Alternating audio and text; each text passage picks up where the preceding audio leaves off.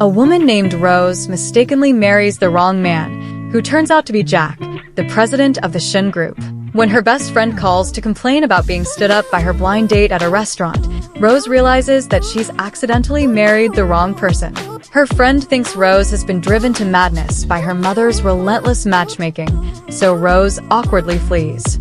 Meanwhile, Jack's subordinates approach him, questioning why he's staying in a common neighborhood instead of the family estate. Jack responds that he's there to find his wife. The next day, Rose rushes to apply for a cleaning job at the Shen Group. When others refuse to share the elevator with her, Jack appears and, to everyone's astonishment, invites her to ride with him in the exclusive executive elevator.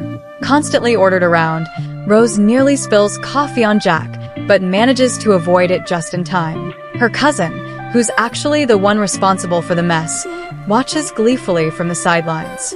Everyone assumes Rose is in big trouble, as Jack is known to dislike those who cause problems. However, he surprises everyone by draping his coat over Rose and asking if she has anything to say to him. Rose simply replies that she'll clean his coat before returning it. That evening, Jack asks why she didn't come to him when she was being bullied, but Rose responds that she was too busy, prompting Jack to declare that she will now work exclusively as his personal cleaner. Curious about why Jack agreed to the flash marriage, Rose asks if he's attracted to her. Jack replies that his feelings should be obvious by now. Rose assumes Jack was captivated by her carefree attitude when they first met, but Jack reveals that it wasn't their first encounter. Years ago, as a child, he was bullied by village boys and Rose defended him, though she charged him a protection fee. Despite that, he never forgot her. Jack's grandmother has a peculiar hobby of shopping for discounted carrots at the supermarket, and Rose, thinking she's a poor elderly woman, helps her out. The grandmother takes a liking to Rose and wants her as her granddaughter-in-law, so she invites Rose to visit.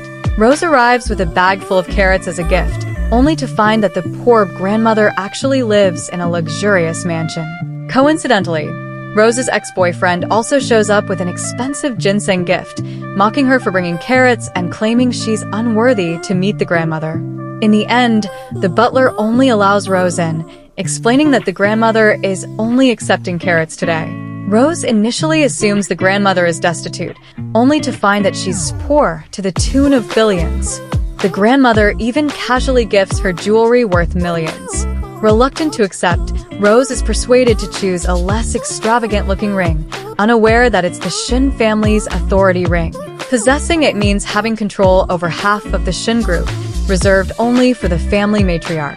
The bodyguards, initially alarmed by the ring's disappearance, are reassured when the grandmother declares that it has found its rightful owner. Later, Rose's cousin boasts about wearing an authority ring, claiming it's a gift from Jack's grandmother.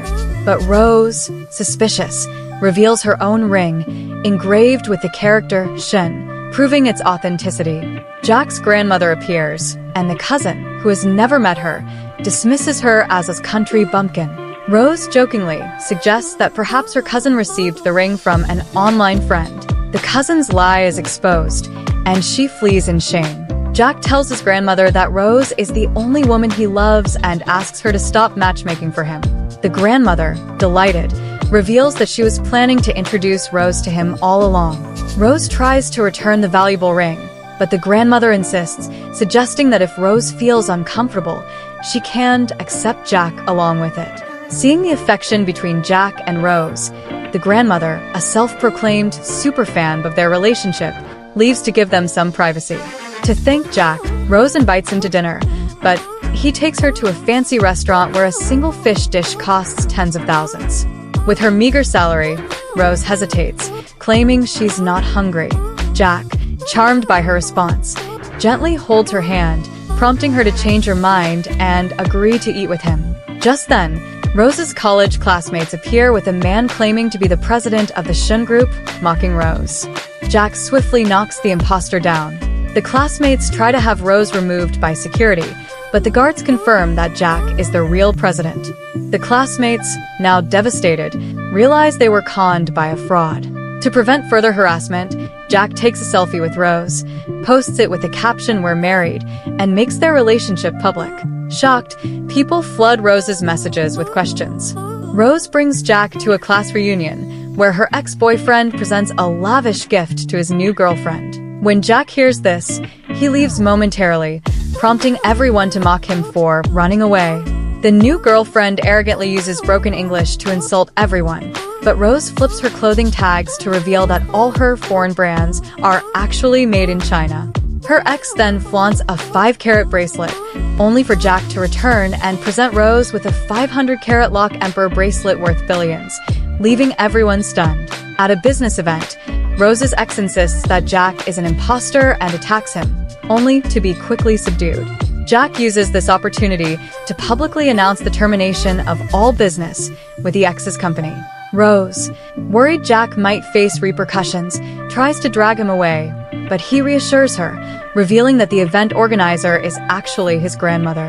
Rose's cousin tries to sabotage her by assigning her a task with intentional mistakes, but Jack steps in, suggesting that if the cousin can't handle her responsibilities, she could switch roles with Rose. He tells Rose that as his personal cleaner, she doesn't need to take orders from anyone else and insists she accompany him to a dinner, to which Rose cheekily replies that she'll need overtime pay. The cousin then tricks Rose into leaving by claiming that Jack has been in a car accident. Expecting Jack to take her to the event instead, the cousin is stunned when Jack leaves to find Rose, canceling his other plans. Finding Rose exhausted and faint, he carries her home. The next day, Rose tentatively asks her mother what she would think if the president of the Shen Group became her son-in-law. Her mother checks her forehead, joking that pigs might fly, but Rose confidently replies that she'd be the best-looking pig. Hearing about this, Jack arrives with 6 bodyguards and luxurious gifts. In the elevator, Rose scolds him for wasting money, and he, utterly charmed, agrees with everything she says. The bodyguards, stifling laughter, look away, only for Rose's mother to witness the scene. So shocked, she drops her trash bag. Rose's mother, skeptical about their relationship, is surprised when Jack's grandmother arrives to formally discuss marriage. Jack gifts her an original Van Gogh painting, Sunflowers, as a token of his sincerity, and she happily consents. When she learns that Jack has transferred property and shares to Rose, she nearly faints. Rose jokingly asks if he's afraid she'll take the money and run, only for Jack to say he's fine with it as long as she takes him with her. Rose's ex, now bankrupt, comes begging for reconciliation. To put him off, Rose takes him and Jack to a hotel room, where he finally realizes she's married. Jack quips, "Since we're here, let's get a room," causing Rose to blush as she quickly ushers him away.